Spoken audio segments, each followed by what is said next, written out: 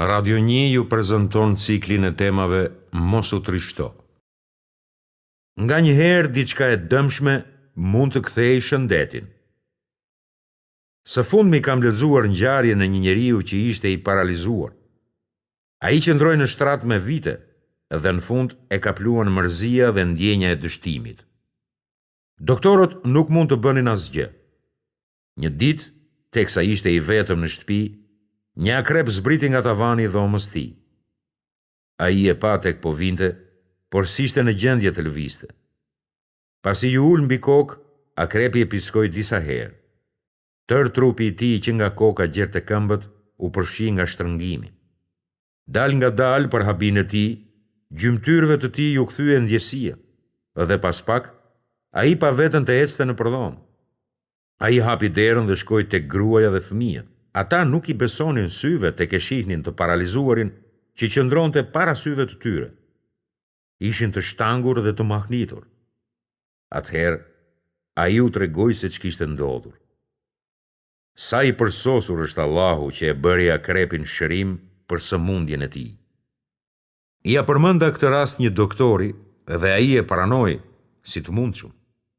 Ai më tha se ka lloje serumesh helmuese që përdoren nga doktorët kur niveli i tyre toksik zvoglohet kimikisht. Dhe Allahu, fuqiploti i lartë madhëruari, nuk ka dërguar sëmundje pa zbritur edhe shërimin për të. Allahu u alejon mrekullitë e ulijave.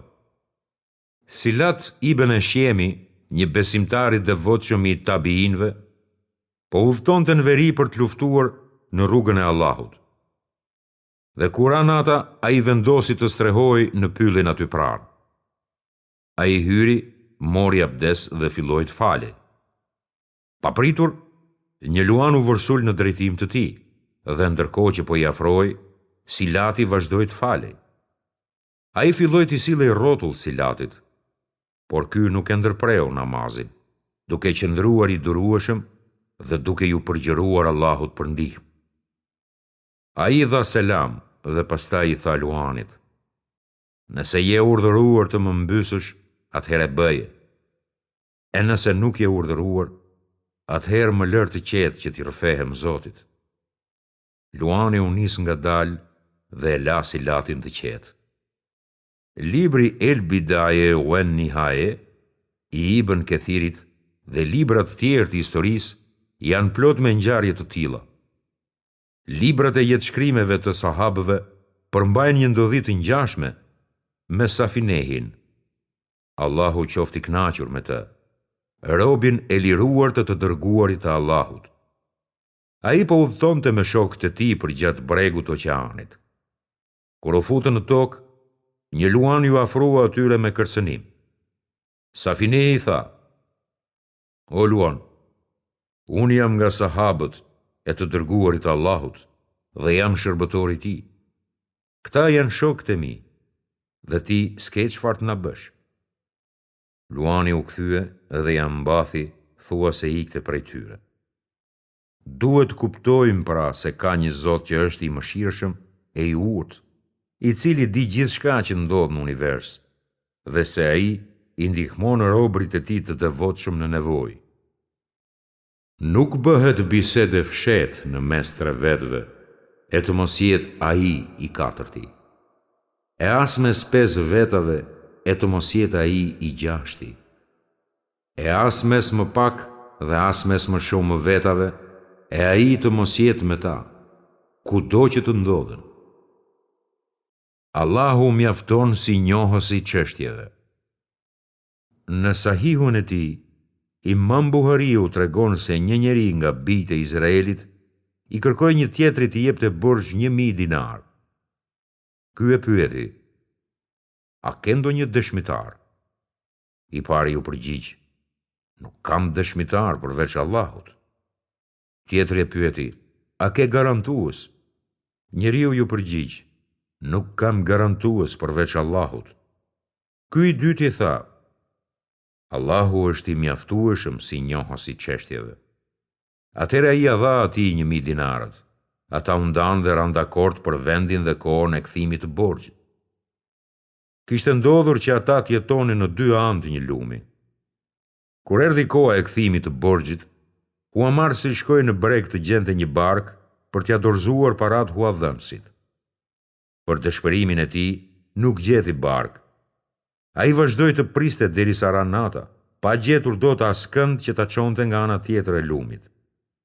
Ai tha: "O Allah, ai më kërkoi dëshmitar dhe unë zgjeta askënd përveç teje. Ai më kërkoi garantues dhe unë zgjeta askënd përveç teje. O Allah, bëje që kjo letër t'i mbërrijë atij." Ai mori një copë druri, e zbrazi për brenda dhe i futi 1.000 dirhemët bashkë me letrën. Pastaj ai e hodhi copën e drurit në lumë.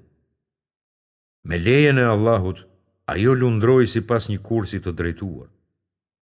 Huadhënësi shkoi në breg duke respektuar orarin e takimit. Ai priti për ca kohë dhe kur pa se njeriu tjetër nuk po vinte, tha me vete: "Përse të mos marr ca dru për shtëpi të paktën?" Ai kaloi pranë copës së drurit dhe e çoi në shtëpi. Kur pa se ishte bosh, ai e theu dhe gjeti parat bashkë me letrën. Prandaj, vetëm Allahut le t'i mbështeten besimtarët.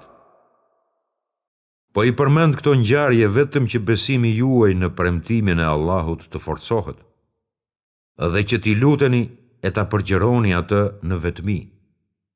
Allahu ju ka urdhëruar: "Lutmuni, se unë ju përgjigjem."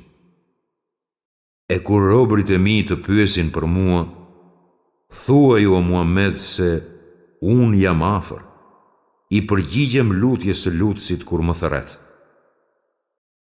Haxhaxhi urdhëroi t'ia sillnin Hasan el Basriun që ta dënonte. Hasani po shkonte drejt tij dhe gjatë tërë ditës mbrojtja dhe mirësia e Allahut ishin në mendjen e tij. Duke patur besim të palkundur në premtimin e Allahut, Hasani filloi t'i lutej Allahut, duke e përgjëruar me emrat e tij të bukur dhe cilësitë e përsosur. Allahu e bëri zemrën e Haxhaxhit të ndryshoj, duke kallur tmerr në të. Kur mbërriti, Hasani u habit tek shihte që Haxhaxhi e mirëpriti miqësisht atë. Gjatë takimit, Haxhaxhi ishte i sjellshëm, i butë dhe i kujdesshëm me Hasanin.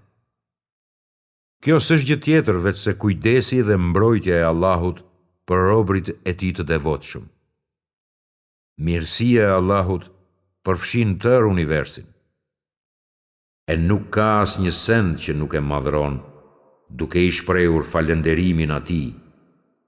Por ju se kuptoni madhërimin e tyre. Ai është i butë dhe falës. Është vërtetuar se profeti Sulejman kishte mësuar gjuhën e zogjeve. Ai u nis të lutej me njerëzit për shi dhe rrugës për në xhami, ai pa një milingon që kishte ngritur këmbën. Ajo po i lutej Allahut. Profeti Sulejman tha: "O njerëz, kthehuni, sepse lutja e tjetrit ju mjafton." Shiu filloi të bjerë fal lutjes së milingonës. Profeti Sulejman ja kishte kuptuar të folurit. Njëherë, kur po marshonte me ushtrinë e tij të stërmadhe, një milingon i paralajmëroi të tjerat: "O milingona, hyni në vendet tuaja që të mos ju coptoi Sulejmani dhe ushtria e tij duke mos ju vrejtur." Dhe ai, Sulejmani, buzëqeshi i gëzuar prej fjalës së saj. Shpesh mirësia dhe mëshira e Allahut zbret për shkak të kafshëve. Ebu Jala ka përcjellur nga pejgamberi një hadith kutsi ku Allahu thotë: "Të mos ishte për njerëzit e thyer e të moshuar, fëmijët dhe kafshët barngrënëse, do ju a kisha ndalur pikat nga qielli." Gjithçka në univers e madhëron Allahun. Një pupëz nga bota e zogjve e njihte Zotin e saj dhe ju binde ju për ul krijuesit saj. Allahu fuqiplot tha për profetin Sulejman. Dhe vështroi shpendët e tha: "Ç'është që nuk po e shoh pupëzën?"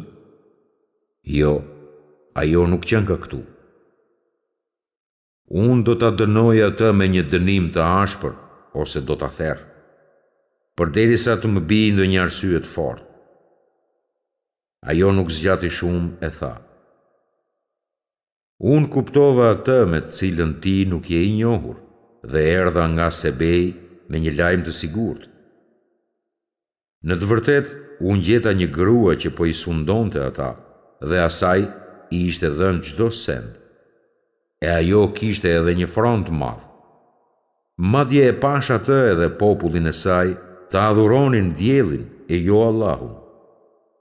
Po djalli ua kishte hieshuar atë veprim të tyre dhe i kishte shmangur prej rrugës së drejtë, prandaj ata nuk gjejnë udhëzim.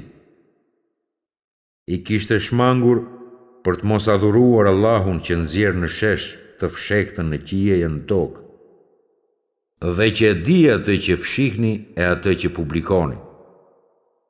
Allahu është një, nuk ka zot tjetër përveç tij. Zoti i Arshit të Madh. Ai, Sulejmani, tha: Do të shohim se a thua të vërtetën apo je nga gënjeshtarët. Shko me këtë letrën time dhe hidhja atyre. Largohu nga ata dhe dëgjo se çka bisedojnë. Pubza shkoi dhe pati një sër ngjarjesh. Ajo më në fund kulminoi në rezultatet historike që ndodhen. Mbretëresha e Sebes përqafoi Islamin. Shkaku dhe mjeti i kësaj ishte zogu që e njohu Zotin e vet. Disa dietar kanë thënë: Vërtet e çuditshme. Pubza ishte më e zgjuar se faraoni. Faraoni nuk besoi kur gjërat ishin mirë, e kështu që besimi në çastin e fundit nuk e ndihmoi atë. Pubza, nga ana tjetër, kishte besim në Zotin e vet kur gjërat ishin mirë, dhe ky besim i vleti kur gjërat u përkeqësuan. Pubza tha: Që të mos adhurojnë Allahun, i cili nxjerr në shesh të fshehtën në qiej e në tokë. Nga ana tjetër, faraoni tha: Nuk njoh ndonjë zot tjetër për ju veç meje. I mirë është ai që ka më pak mend se Pubza dhe më pak mençuri se Milingona. Një ajet kuranor thot: Ata kanë zemra me të cilat nuk kuptojnë, ata kanë sy me të cilët nuk shikojnë, dhe kanë vesh me të cilët nuk dëgjojnë.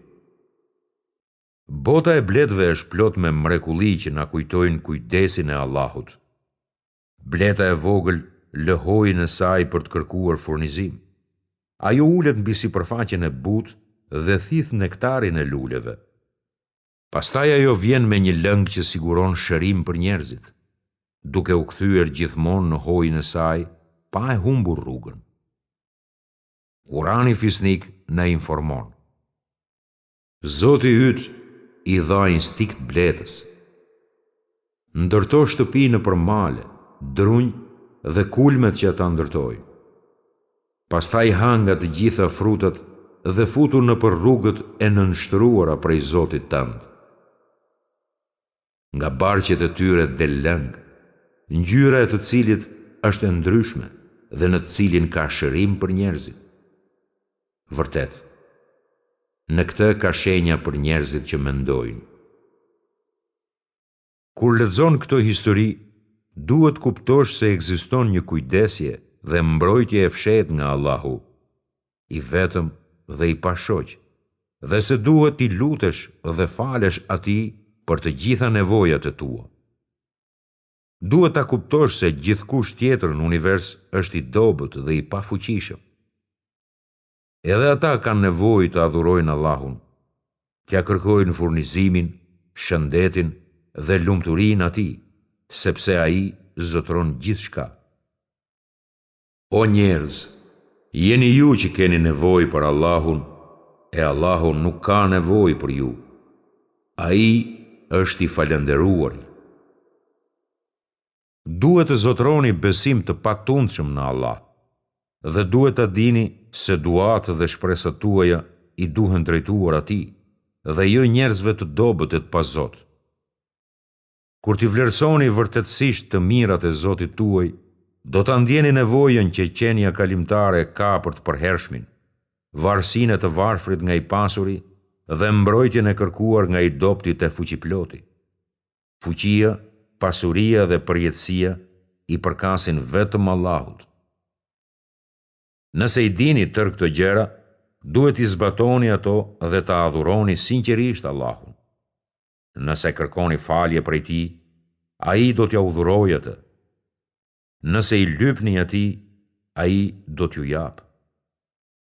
Nëse doni ndihmë prej tij, ai do t'ju ndihmojë. Dhe nëse jeni falënderues, ai do t'i rrisë të mirat e tij mbi ju.